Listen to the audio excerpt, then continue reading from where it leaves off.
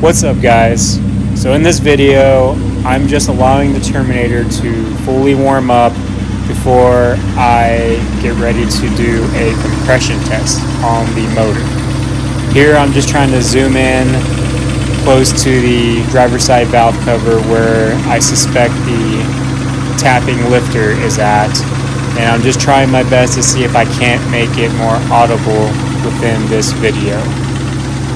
I don't know if you can hear the tapping sound, but it seems to be coming from the driver's side.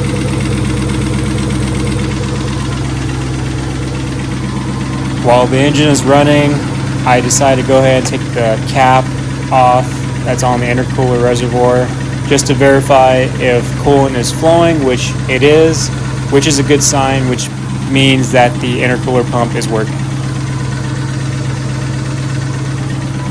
Next, I decide to go ahead and rev up the motor a little bit at the throttle body. You'll see that here in a second.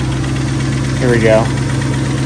So I rev it up a little bit just to see if I can't make the tapping sound more audible. I do that a few times.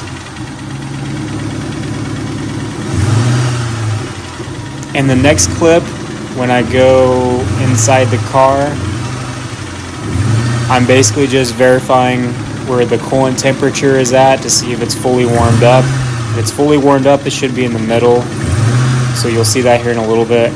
And also, when I'm looking at the dash, I noticed that the ABS light is on. So I zoomed in on that as well because that's another thing I'm going to have to fix with the car.